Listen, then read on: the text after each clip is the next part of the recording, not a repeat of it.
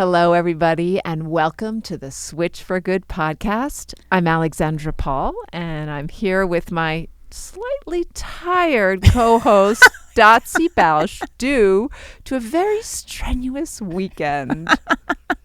Oh, my heavens. So I learned this weekend that saving animals does not keep you fit. But I was up in Marin County, which is an extraordinarily beautiful place. My husband and I drove up there, and the original intention and reason was to meet with some potential donors for Switch for Good. And this was in Northern California. Exactly. Yes. Marin is in Northern California. And right in Marin County is Mount Tam, which is the birthplace of mountain biking in the United States. And I have never ridden it, and neither has Kirk. And so when I decided to take this trip, I thought, hey, babe, let's go. You should go with me, and we'll take the mountain bikes, and we'll get to really experience it. So we did get to do that up one side of Mount Tam, back down the other, and back up. And this extraordinary potential donor, but really just, a friend, becoming a friend, wanted to take us on an epic day. And so he decided to ride his electric mountain bike while we rode our pedal mountain bikes.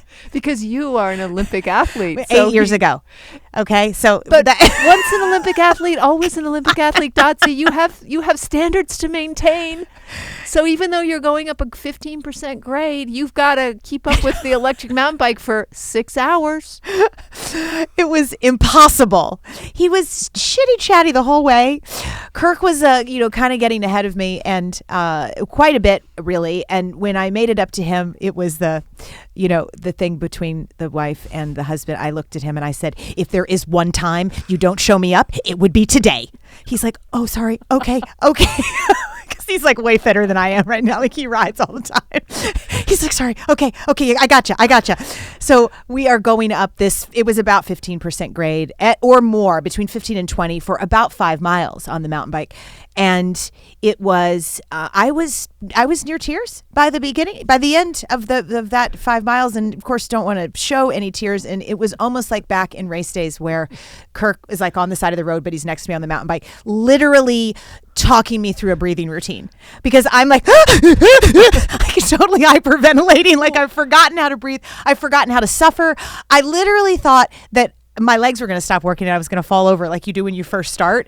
I forgot that you keep going and you're just going to suffer like a dog, but you can make it happen. I had forgotten that. Well, where was this? The folks on the mountain bike? Where were they? On the electric bikes? They just back and forth chatting. They'd go a little ahead, come back, go a little. It was just horrible. And you just put on a happy face when they got near. Yeah, and they're like, "You doing good?" I'm like, "I'm great. This is great. I've never had so much fun." So.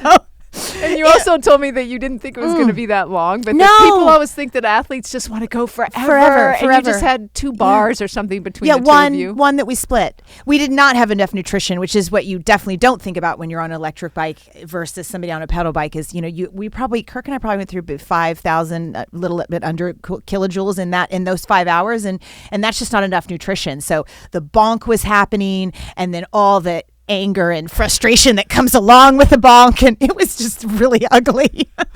So we finally made it back. It was like a little over 5 hour journey up Mount Tam, back down the other side, up the I think I said that. So I'm still tired. I don't know. I said we drove home yesterday and I was so tired last night. I'm like, oh my gosh, we're so old. We're tired from a drive. Because the Kirk's like, well, maybe it's the drive. I'm like, yeah, probably the drive. And then I'm like, this is so depressing. Like, we're exhausted from a drive. No, you were exhausted from Mount Tam. And the drive after it. Oh, Lord. Anyway, I don't know. Well, your work for the animals is very, very important. So it's okay if you can't keep up with those electric bikes these days. Thank you very much. I give you permission. But next time, bring more food. Bring extra food. Or get an electric bike like a smart person. Lordy. Today we're going to talk to a doctor who is going to give us some nutrition advice, and maybe you could take some. Thank you. Her name is Dr. Hana Kahleova, and I've listened to her a lot on the Exam Room podcast, which is PCRM's podcast, which is an excellent With podcast, Chuck Carroll. folks. Yeah. Amazing. And Chuck's going to be on our show too soon. So, but she just has a wonderful way of talking about research in a way that we can understand it, so it's usable in our own lives. And she researches a lot about nutrition. And today we're going to talk about specifically diabetes nutrition and the keto diet and how it affects us in all its various forms, and much more too, actually, because she's just such an accomplished doctor. She currently serves as the Director of Clinical Research at Physicians Committee for Responsible Medicine, and she's just led so many trials on the power of nutrition to heal us. She's authored over a dozen nutrition studies, and her work is very, very highly regarded, so we're so lucky to have her. She's done really interesting research at Loma Linda University, and we definitely, especially I, who, snack throughout the day, she has a really, not snacking throughout the day is her prescription for maintaining weight. Yeah. Okay. Mm-hmm. Well, you're maintaining just I'm fine. maintaining You've been weight the same too, but size actually, for years. Actually, I think maybe, I'd like to ask her about the health issues with snacking throughout the day, Okay. because she has through her research has found a really, really strong evidence for, I think it's intermittent fasting is what she's talking about, which is basically 2 meals a day, no snacks. So I want to ask her about that. So welcome, Dr. Hana Kahleova, to Switch for Good. Hi, Dotsie and Alexandra. Thanks for having me. We're so happy to have you. And let's just jump right into the studies and the work that you've been doing. Because I want to start with diabetes. You've done a lot of work on diabetes. And you've shown that a high carb diet helps stabilize blood sugar in type 1 diabetics, which is interesting because on this show we've talked a lot about nutrition and how it helps type 2 diabetes. Will you talk to us a little bit about your research, and please clarify in the beginning what the difference is between type 1 and type 2 diabetes? Yeah, thanks for the wonderful question. This is a fascinating area of research. We've known about the health benefits of plant-based diets for type 2 diabetes for so many years. However, we just published a paper on the health benefits of plant-based diets for type 1 diabetes, which is a completely new area of research. Many physicians and many dietitians would be hesitant to prescribe a plant-based diet for type 1 because of the high carbohydrate content of the plant-based diets. But we presented 2 case studies of people who were diagnosed with type 1 diabetes and were able to reduce their insulin dose by 25 to 50% and still increase their insulin sensitivity up to 5 to 6 times. So that means insulin sensitivity can be improved not only in type 2 diabetes, but it can actually help also in type 1 in order to reduce the insulin dose and also to improve the blood lipids, blood pressure, body weight, and other cardiometabolic risk factors. So Hana, can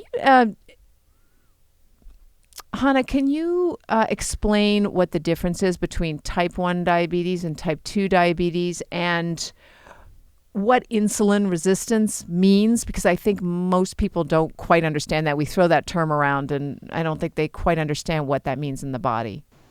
Absolutely. That's such an important question. Diabetes is a whole cluster of diseases that's defined by high blood sugar, but it can be due to many causes. More than 90% of all the cases of diabetes are type 2 diabetes, which usually develops over the course of many years, even decades. Usually people put on some weight, and as they're gaining weight, this places a huge demand on their insulin-producing beta cells in their pancreas. And they need to produce more and more insulin. This eventually leads to insulin resistance, which means that the levels of insulin are high, but the cells are not responding to the insulin as well. That's called the insulin resistance. It's like the cells are kind of pushing back against the effects of insulin. They're not responding that well. And this mechanism is present both in type 2 and type 1 diabetes, but now in type 2 diabetes, so as the insulin producing cells are producing more and more insulin and the cells are not responding that well, this also means that the beta cells get exhausted. They eventually reach a point where they're not able to keep up with the increasing demands, and that's called the beta cell failure. By the time type 2 diabetes is diagnosed, about 50% of the beta cells are already gone. So when someone is diagnosed with type 2 diabetes, we are doing everything in our power to just preserve what's left in terms of beta cell function.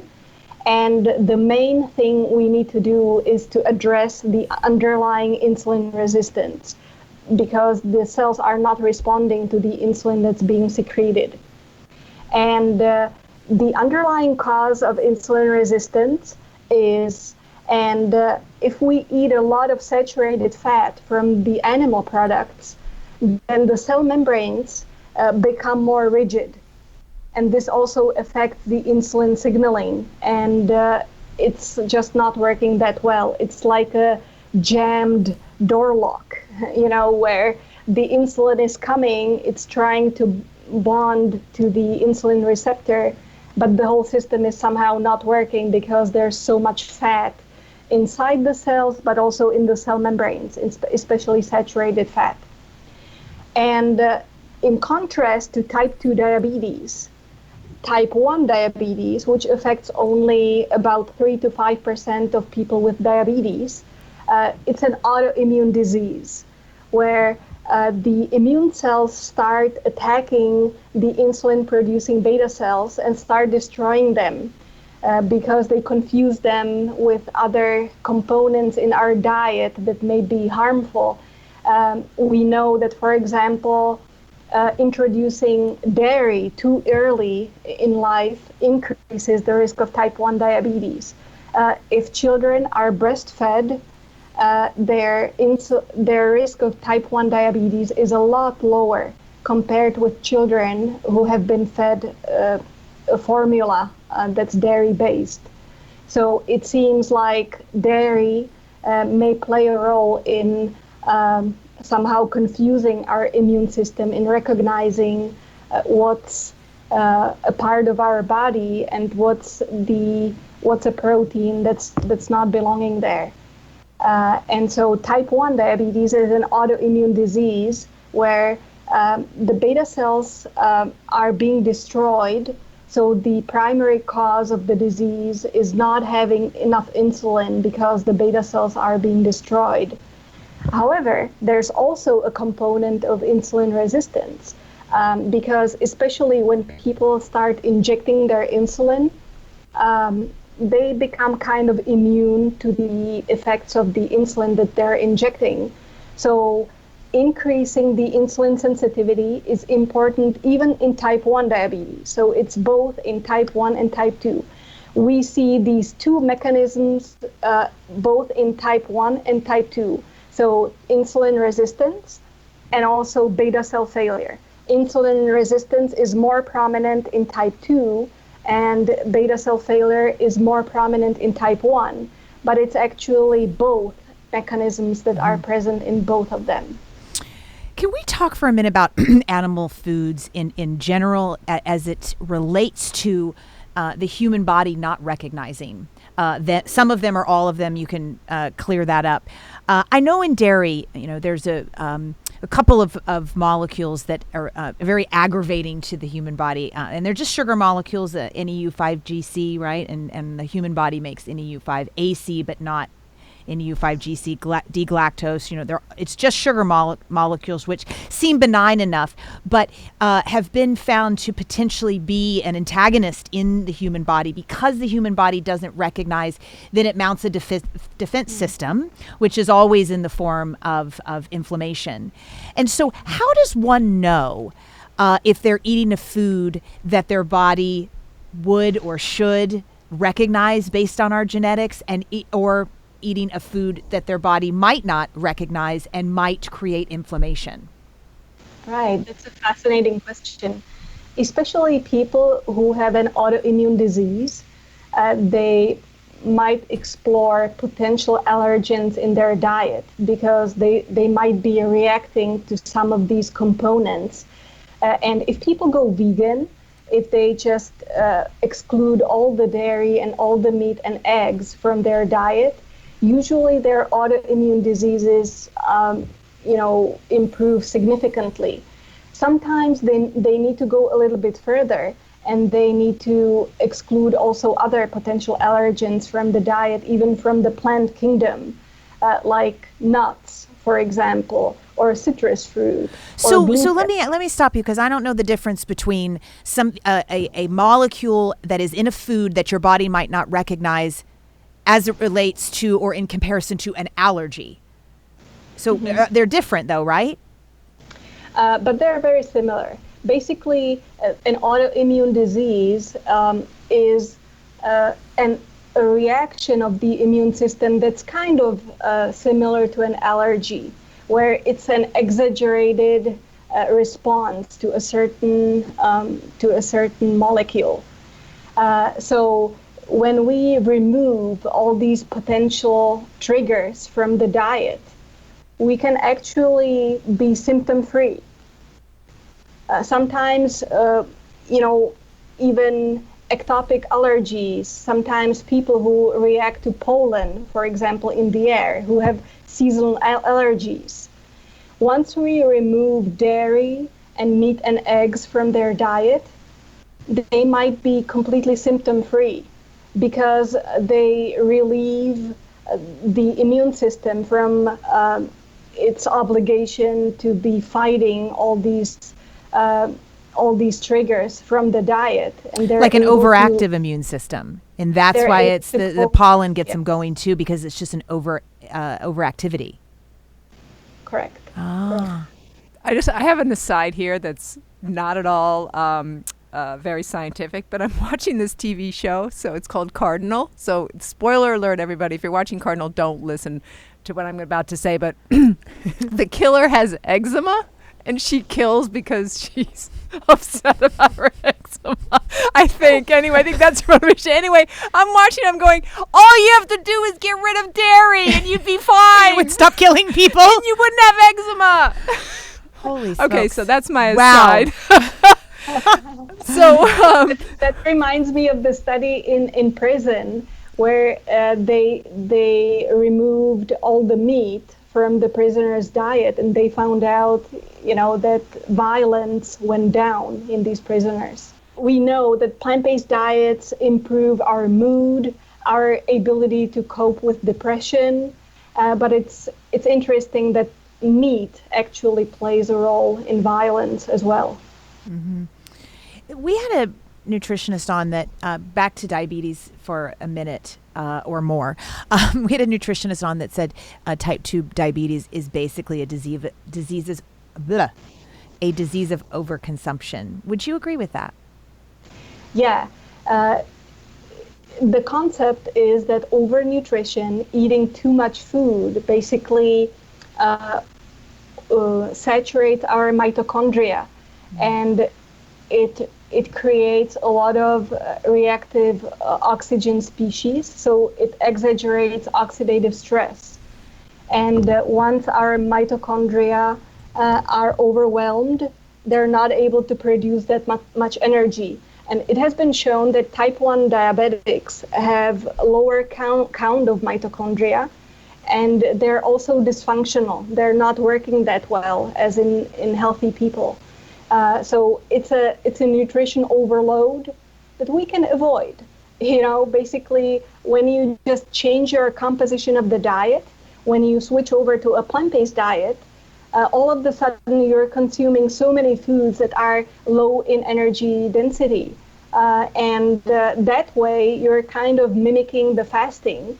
And if you're not snacking, if you're also, if you're having some gaps in between the meals, then this is a way to go. It has been shown that intermittent fasting is an independent factor that can prevent or even treat obesity and diabetes. So in addition to the diet composition, when you're careful about your meal timing and frequency, you can achieve a lot. You can achieve incredible things.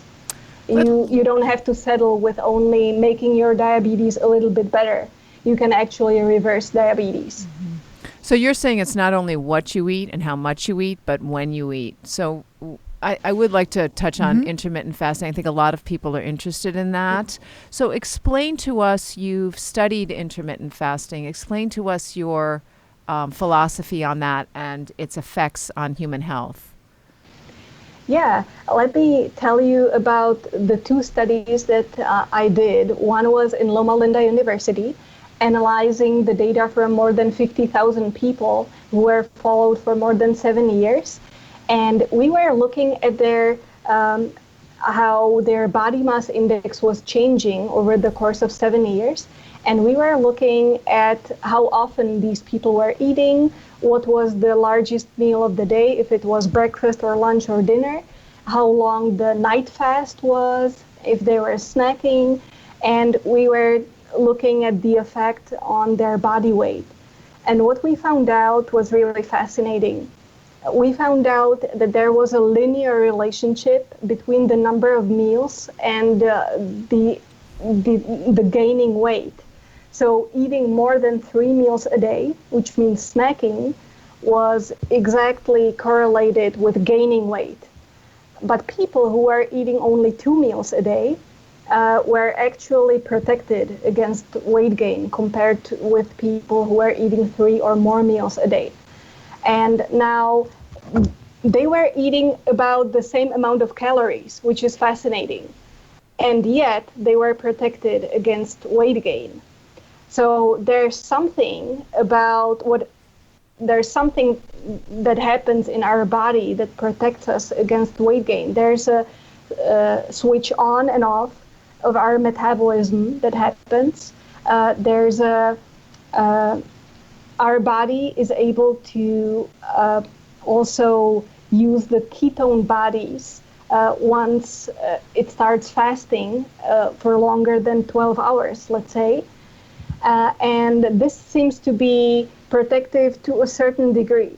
We don't promote like any extended periods of fasting, but when you introduce intermittent fasting on an everyday basis, which is completely doable, if you have longer breaks in between the meals, then this is something you can do to just boost your metabolism and your health. And for example, if you just skip your dinner time to time, you don't have to do it every day, but if you skip your dinner, and then when you get up in the morning and you do your workout or you go running, then you force your body to burn fat. So this is another boost that you can use to boost your metabolism and your overall health. I have a question about that because as a scientist, you are sticking directly and specifically with the data that shows exactly what you just explained and how it can be successful. But knowing that it is a diet, I mean, you are dieting if you completely are skipping meals. And we know that almost 90% of diets fail in people, and some actual research has shown us it's because people feel deprived. Do you feel good about, advertising this to people to do who very much might then have a yo-yo effect where they feel deprived, they feel like they're on a diet, and then it snaps back and they go back and then end up gaining more, which is typically what happens when a diet fails? Yeah, thank you so much for this important question, Dotsie.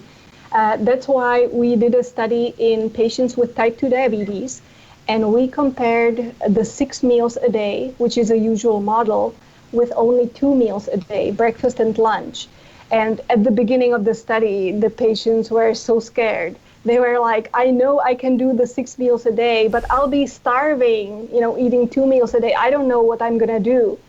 And I was like, well, that's up to us. Don't worry about it. If you're willing, we will make it work. And what was fascinating, at the end of the study, people were reporting to have less hunger on 2 meals a day than on 6 meals a day. They were losing more weight. Their diabetes also improved more. Their insulin sensitivity went up more. Their liver fat was reduced more. But also their depression scores got better on 2 meals a day, and their hunger scores went down more on 2 meals a day. And most of our patients decided to stick to the 2 meals a day after the study was over. So I agree with you that it might not be a perfect model for everyone. Mm-hmm. Everyone needs to try it out. It might not be the best model for everyone, but many people would actually find out that this works well. And I completely agree. It needs to be long-term sustainable. So, if you try it out for 1 week, and if you find out that you're so hungry that you just need something to eat, then my suggestion would be, go ahead and eat your dinner, but make sure it's the lightest meal of the day. Make sure that breakfast is the largest meal of the day, where you consume most of your calories, and dinner is the lightest one. Yeah, because I think, hunger is different than feeling deprived, right? Hunger is like your stomach is actually hungry, which a lot of people have a hard time even discerning. And deprivation is more the psychology, right? So 2 meals a day then makes it so you can't go out to lunch with your colleagues at work, back when we used to be able to do that. Not that it's even, maybe now's the time to try 2 meals a day, actually, because you're not going to feel deprived at all, because no one's going out to dinner. But it's good, it's psychological in nature, that deprivation. I think a lot of, people experience, and they want to be able to just do life and be in society. And so it's an interesting situation there. You need to realize that if you are diabetic, you need to deprive yourself in some way in order to change your condition. So you need to cut your calories somehow. The easiest way how to do it is to completely change the composition of the diet and go on a low-fat, plant-based diet. That's the most efficient way. Mm-hmm. And if you're looking for something else, that would just boost the process and that would help you further, you can do this. That makes sense. The intermittent fasting, making breakfast the largest meal of the day. And I need to say that eating 6 meals a day sounds like awesome. But if you look at the composition of the meals, and on the size of the meals, they're super small. So what our patients were saying, they were eating throughout the day, but they were never satiated. Mm-hmm. See that. In contrast, eating 2 meals a day means eating until you're full. It's true that you're depriving yourself of the dinner, but 2 times a day, you eat until you're full. So when you contrast these 2 regimens for people with type 2 diabetes, I'm not saying there's an ideal one for everyone, but most people in our study found it easier to eat until they were full 2 times a day and just deal with, not eating in the Going evening. to bed early. That's one of the that's a good side effect. People will go to bed earlier. When you say 2 meals a day, I think of people who actually sort of do the first eat at noon and then at 7, and then, wake up, work out, and kind of can push it because they drink a lot of coffee in the morning. Is that what you're thinking of when you say 2 meals at your breakfast? Does it need to be as soon as you wake up, or what is your meal timing? So the earlier people start eating, the better for their metabolism. One weight loss study compared the same composition of the meals, but people were people in one group were starting eating earlier, and they also finished eating earlier, and they lost more weight compared with the group who started eating later and also finished eating later. There's no clear cutoff points at this time. So as a general rule, if you can wake up and have your breakfast within 2 hours of waking up, that's probably one of the best ways how to start your metabolism. So the earlier you start eating and the earlier you also finish eating during the day, the better for weight management. When you say management, is that maintaining or is it losing? It's both. So, all of us are prone to gaining some weight over the course of time as we're aging. So maintaining body weight is the first goal. And if you are overweight, then you need to even lose weight. So both for keeping your weight and for losing weight, starting your meals earlier is beneficial. So what is the, you've done some work on the thermic effect of food. What is that exactly, the thermic effect of food, and what foods contribute to that, and why does it matter for our health, our overall health? Yeah, that's a fascinating question. So when we eat a meal, our metabolism goes up, and we release some energy in the form of heat.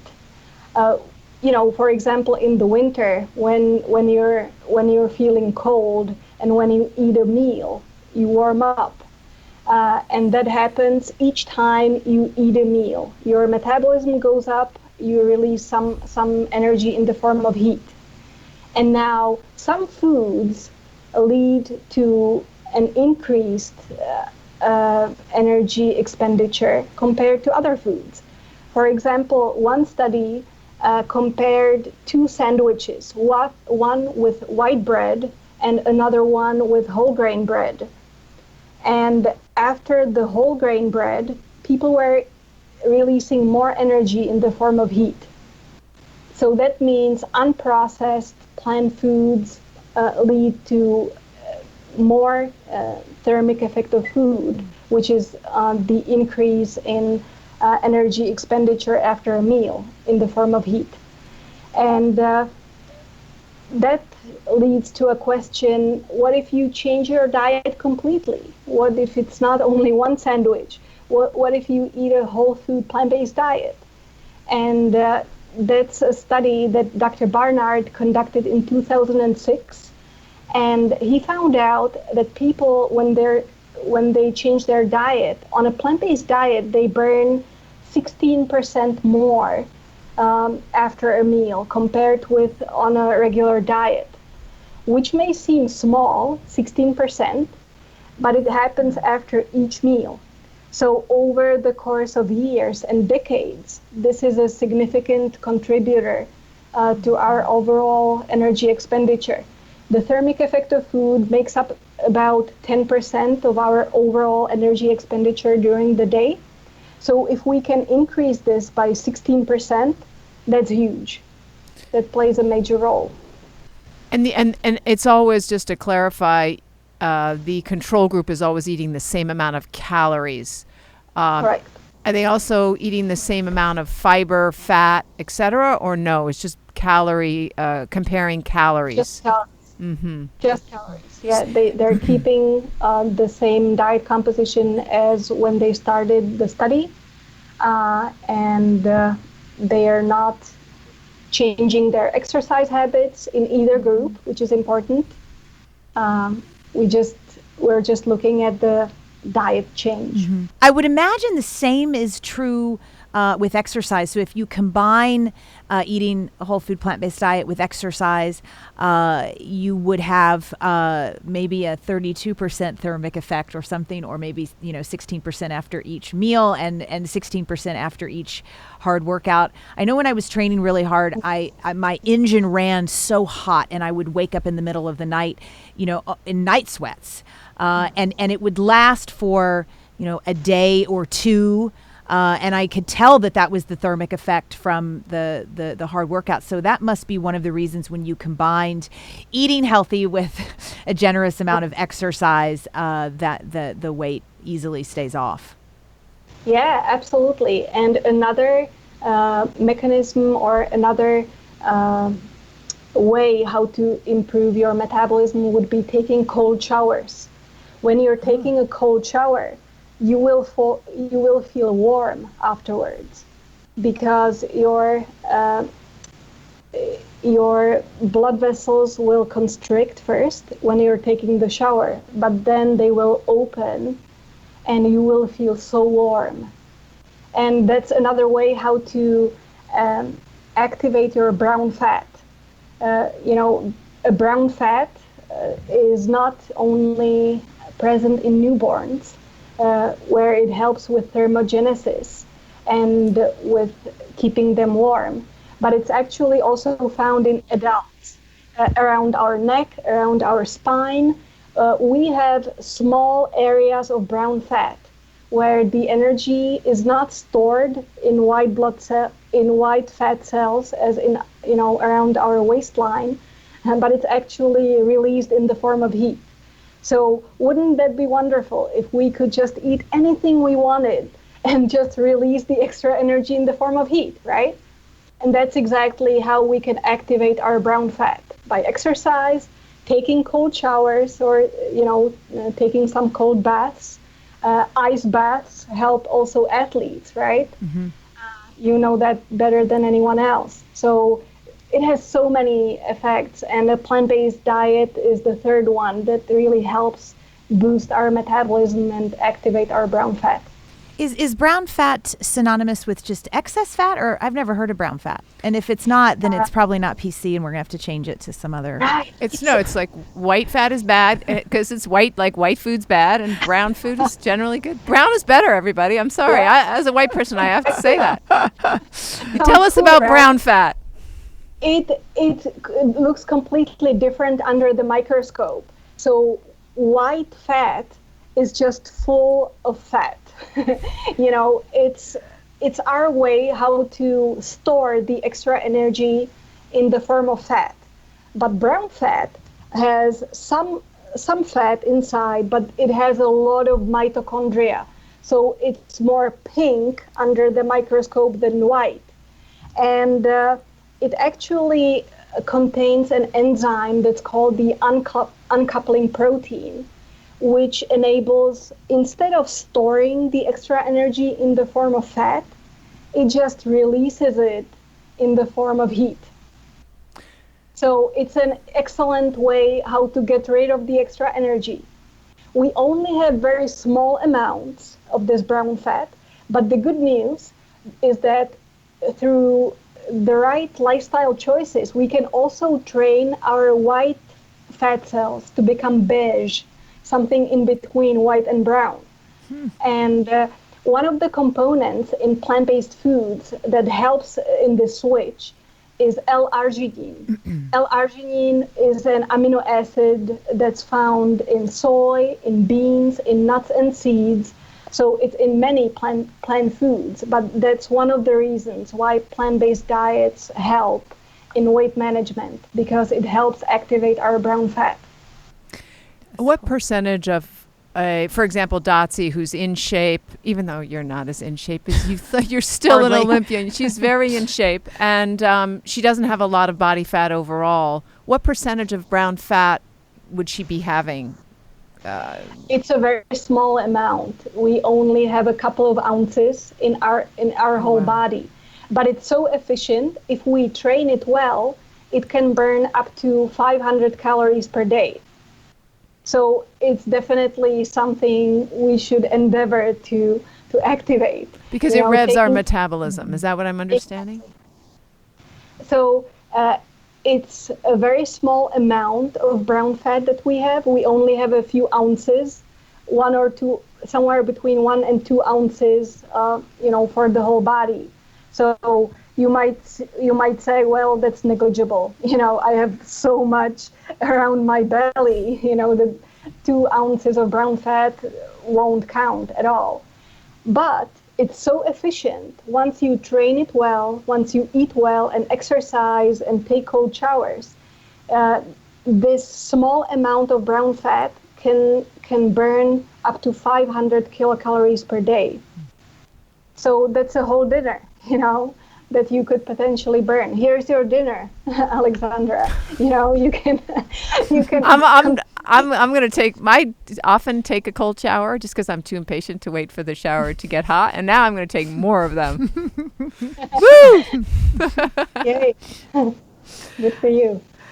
So you've talked about being physically active and a whole foods plant-based diet. What do you recommend for people in terms of being physically? When people say eat a whole foods plant-based diet and make sure you exercise, what is your recommendation for folks in terms of minutes, intensity, etc.? It depends on what outcome you have in mind. So, for example, if someone is a diabetic and their goal is to have their blood sugar in control, then a walk after each meal has been shown to improve glycemic control more. If you want to boost your metabolism, if your main goal is to train your metabolism and to lose some weight, then exercising in the morning, breaking your sweat before breakfast, is a really good advice. But generally speaking, exercise anytime will help. We know that the minimum we should be exercising is around 150 minutes per week. A 30-minute walk a day is a good start. If you are not doing anything, then walking around the block several times a day will make a huge difference, because you will feel much better after a few weeks of doing this. You will be able to gradually increase the amount of exercise that you're doing. You will be able to take the stairs. You will be able to park the car a bit further and walk toward your office, for example. And gradually you might be able to start running, So we need to start somewhere and just gradually increase the amount and look for opportunities where we can exercise. I like to start exercising in the morning because it's very important to me. I like to train my metabolism. I usually skip my dinners. So, breaking the sweat before breakfast seems like I'm earning my breakfast, and it feels great. The whole day is just filled with so many more endorphins. I feel so much better when I exercise in the morning. But at the same time, if you don't have time to exercise in the morning, evening is fine too. Just look for opportunities, how you can increase your physical activity, where you can walk more, how you can meet more people. Even if they're wearing masks, it still counts. You can still wave at them and be friendly. That's a nice side effect. Meet some people. So the keto diet we know was the most researched and searched diet on Google in 2019. So I want to go into that with you because you've done a lot of research as it relates to athletes, which is really interesting. We've talked some on the show about keto diet as it relates to general health, but I want to go into as it relates to athletes and also in the long term, right? Because that's where I know when I was last year speaking to the U.S. dietary guidelines, and there were about 60 of us that spoke over about a 4-hour period of time. And the nutritionists and dietitians that were recommending the low carb diet and pretty much the keto diet, the scary part was they only had, examples of patients within the last year. Right, because they don't. It's really frightening to think about the long-term effects, because we know so much about what those types of foods do in the long term, and it almost felt like a malpractice to me, where they're just thinking about the right now. Okay, you're going to lose weight right now, which is good for if you're significantly overweight, but they didn't have any research or any thoughts, or even just bringing up the fact that, hey, we don't know the long-term effects of this. Yeah, this is such an important question, Dotsie. Keto diets have been promoted for such a variety of conditions, including for athletes. And now my question is, how does it compare to a healthy plant-based diet? And there are two studies that I would like to mention on this podcast. Both of them were crossover trials where trained people were put both on a keto diet and on a plant-based high carbohydrate diet. The one was a bit short term. Both diets were only for 4 weeks, for 4 days, I'm sorry. And this study took 16 healthy trained people, and they were both men and women. They were put on a keto diet with less than 50 grams of carbohydrates per day for 4 days, and then on a high carbohydrate diet, 6 to 10 grams per kilogram per day of carbohydrates. So a super high carbohydrate diet, but also a lot of fiber, a very much plant-based diet. And they were looking at their performance. And on the keto diet, the mean peak power was 7% lower than on the high carbohydrate plant-based diet. And the endurance was 15% lower on the keto diet compared to the plant-based diet. So this was the shorter term trial. And there's one more crossover trial that was a bit longer term that took 29 elite race walkers, and they put them on the same diets, on a keto diet with less than 50 grams of carbohydrate per day, and on a high carbohydrate diet for 3 weeks, both diets for 3 weeks. And they found out that after an intense training, people were improving their endurance and their performance by about 6% on the high carbohydrate diet, but their performance did not improve at all on the keto diet. So, when we hear about these case stories of people who are doing well on a keto diet, when they're doing sports, when they're athletes, my question is, well, but how well would you perform if you actually did a high carbohydrate plant-based diet? How would it compare to you? And this is something I would like to encourage everyone who's listening to do. Like, if keto diet is your thing, why don't you just become a little bit flexible in your thinking? Why don't you just compare it and try a plant-based diet for a few weeks and measure your times, measure your performance depending on what activity you're doing? And, most people would just see a dramatic improvement on a high carbohydrate plant-based diet compared to the keto diet. Get a little nitric oxide in your system, people. It's definitely part of the endurance aspect. So if they're going to try this, you said 2 weeks is enough. If somebody says, all right, I'm hearing you, let me give this a try, whole food plant-based, you think 14 days is a good trial period? It's a good trial period, yeah, absolutely. Okay. Did they lose weight, though? That's what people Well, they want may to not know. have been trying to They lose don't weight. care about their running times. They want to lose fat. That's why people go on keto. Yeah. But do you know what's fascinating? When you're looking at the studies where people are losing weight on the keto diet, what they're losing is actually more muscle than fat. So when Dr. Kevin Hall from NIH was doing a ward study with a keto diet, he found out that on a keto diet, the weight loss may be fairly quick, but people are losing most muscle rather than fat. And he recently compared a plant-based diet that was low-fat with a keto diet that was animal-based. And what he found out, that again, on a keto diet, people were losing weight fairly rapidly, but they were losing muscle. Whereas on the plant-based diet, they were losing a little bit more slowly, but they were losing mostly fat. And nobody wants to lose muscle, right? Why would you want to lose muscle? We are doing everything in our power to preserve muscle and to increase it.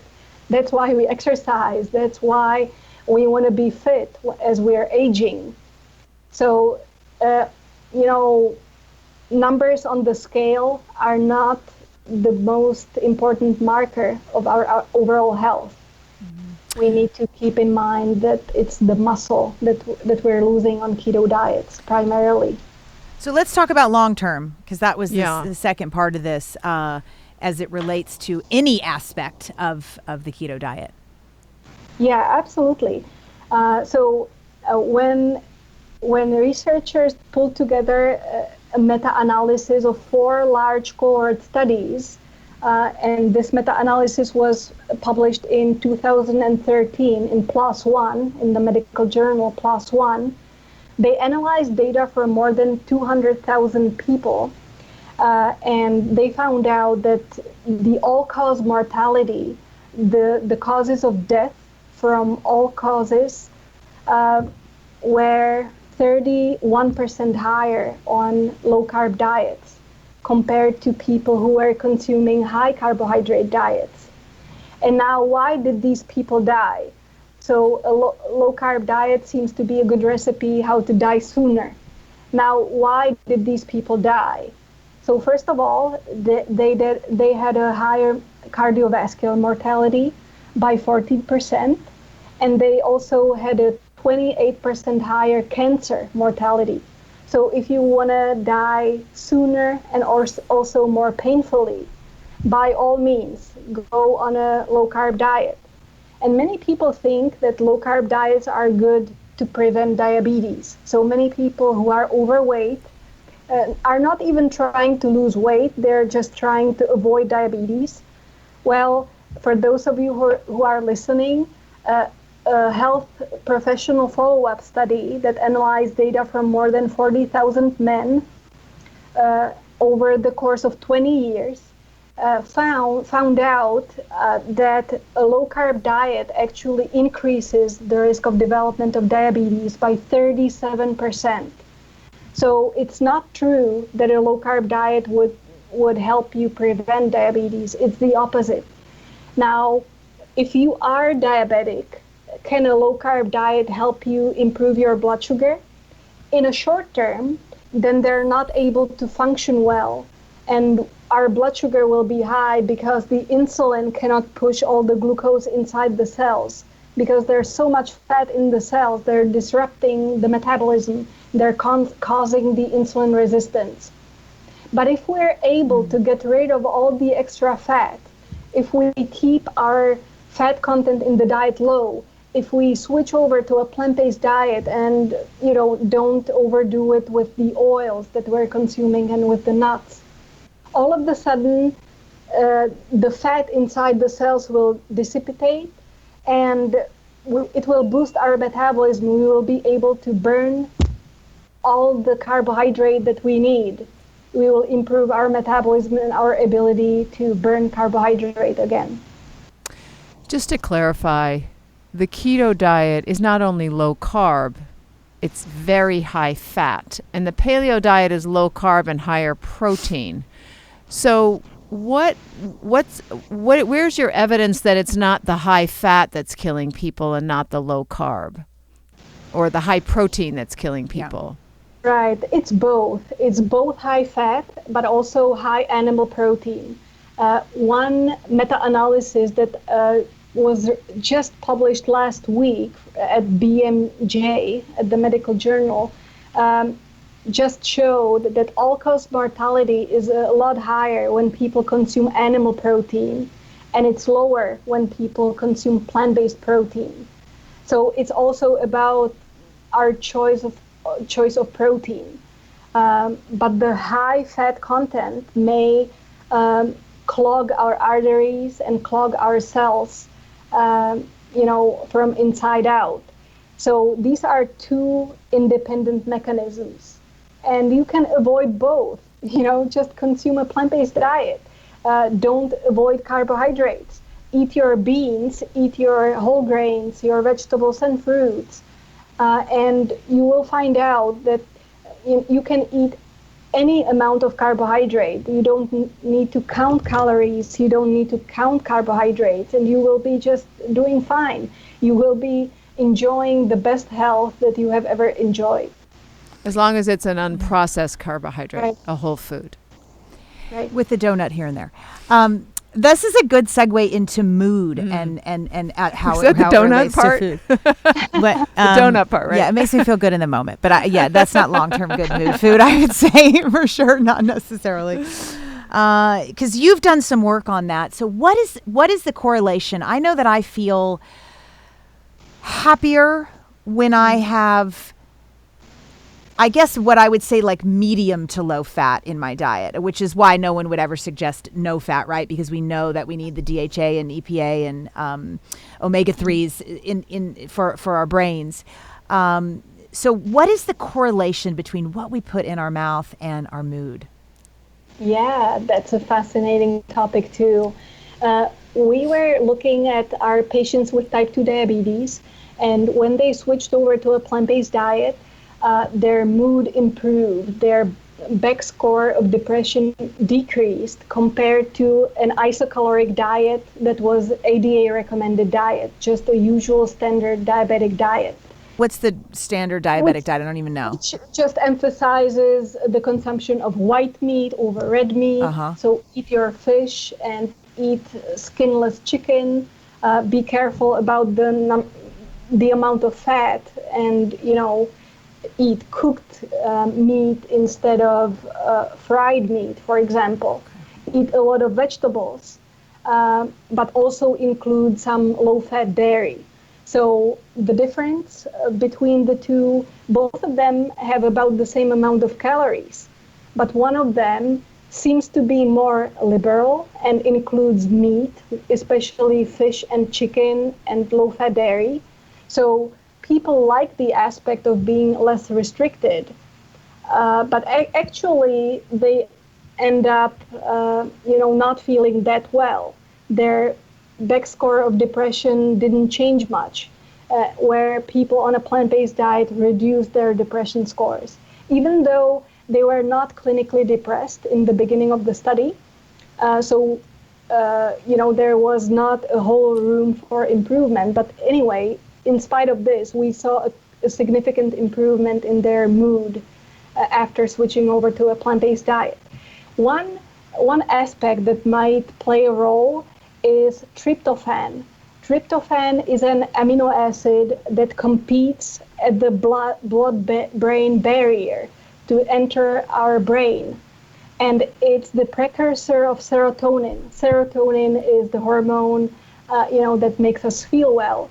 And tryptophan is found, for example, in tofu and soybeans, but also in other plant sources of protein in much higher amounts than in animal protein.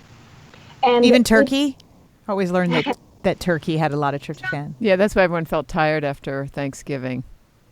That's true. But what counts is not only the whole amount, but it's also the percentage.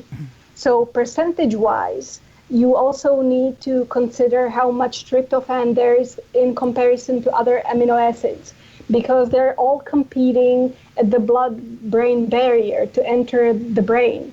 So if there's percentage-wise more tryptophan in tofu, then it will get into your brain more readily than from the turkey, even though there's a higher amount in general. And so it's also the proportions that count. It's kind of like an absorption rate in a way, yes. Like how much more absorbable the calcium is from dark leafy greens and tahini and almonds than it is from dairy. It's about 50% more bioavailable, so that your body, in other words, your body can absorb it better and more. And so then you're getting more at the end of the day. Yes, absolutely. And isn't there a component to our microbiome too in our mood and our food? Absolutely. That's a fascinating area as well. We know that a plant-based diet leads to a greater diversity in our gut microbiome, but also modulates the composition of our gut microbiota. The so-called Bacteroidetes to Firmicutes ratio is higher on plant-based diets. For example, they did a study comparing children living in Africa, in Burkina Faso, and these children had more Prevotella and Bacteroidetes compared to children living in Italy, where they were eating more animal products and more processed foods. And this ratio, this Bacteroidetes to Firmicutes ratio, can explain about 22% of our cardiorespiratory fitness. So even before we step on a treadmill or before we start our race, we can predict our performance by 22% from the composition of our gut microbiota. That is crazy cool. That's going to be the future right there. In 20 years, we're going to be taking gut microbiome tests at the U.S. Olympic Training Center, along with the Watt test and the lactate threshold test and the blood test. And then they're going to stick a needle in the stomach and be like, how's your microbiome? And then everyone will be plant-based because then they'll realize how to make really good gut flora that makes you win medals. Yeah. Medal-winning gut flora. Okay. This has been so cool getting super geeky into the science. Thank you so much. Loved every second. You're so wonderful at making it understandable and approachable, but with completely science-backed, so I appreciate it. And I really have to... I'm a 6 meal a day girl, and I'm really going to, you're very convincing, and I'm going to have to look at and try. I won't do it when we're doing a show because I'll probably be in such a bad mood in the beginning, but I'll try eating maybe 2 meals. I don't know. It sounds just like you said, those people got upset. Just thinking about it. Yeah. They got upset in the beginning, but then they were happy. Yeah. Just thinking about it makes me depressed. It lowers that. Well, hold on a second. I got to step in here. Okay. She was talking about type 2 diabetics. No. So why do you need, let's hear from her if this is something that's necessary for you to try. I mean, you're doing great. You feel great. You look great. Yeah. You are great. Aw, why are we switching? I think it's because I've read maybe a little ahead of myself, and I know that I think for aging and cell, getting healthy cells and everything, it's better. Maybe could you just comment on that before we go, Hana? And also aligning your body clock.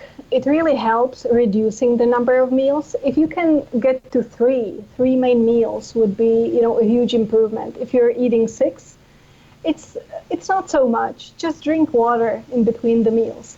But improvement in what? That's what I don't understand. She doesn't have any problems. What? I got to understand what we're improving. I thought I was improving my overall health.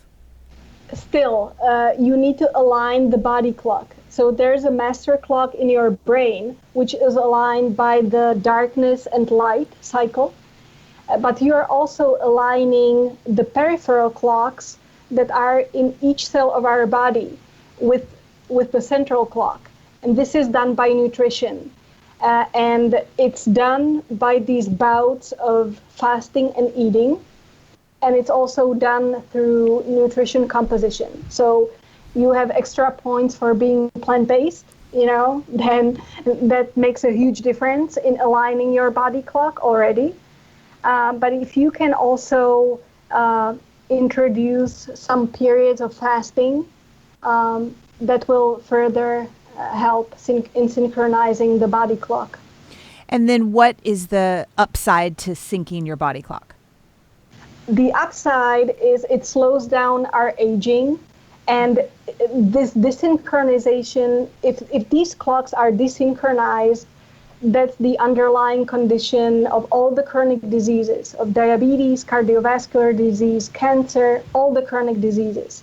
So we want Alexandra to stay young and healthy, and that's why I'm saying it would be beneficial for her to cut down on the number of meals, even though she's healthy and radiant, at this moment. That's a whole nother podcast, body clock and optimal health and longevity. I've never even heard that before, so we're gonna have to dive into that next time you come. So it's a fascinating topic. Yeah. I don't know how to know if my body clock is right or not. Okay, we're going to have you on again, Dr. Kahleova. Thank you so much. Thank you. You've taught us so much. So thank you so much for tuning in today. If we helped you in any way, then click the subscribe button and let's keep hanging out together. We have so much more to share with you. And if you need more information on actually making the switch for good, please visit us at switchforgood.org for loads of info. And you can subscribe to our mailing list where you will receive all sorts of super cool gifts, discount codes to our very fave dairy-free products, and a lifetime of powerful health tips. So join us on the journey to switch for good. This is the future.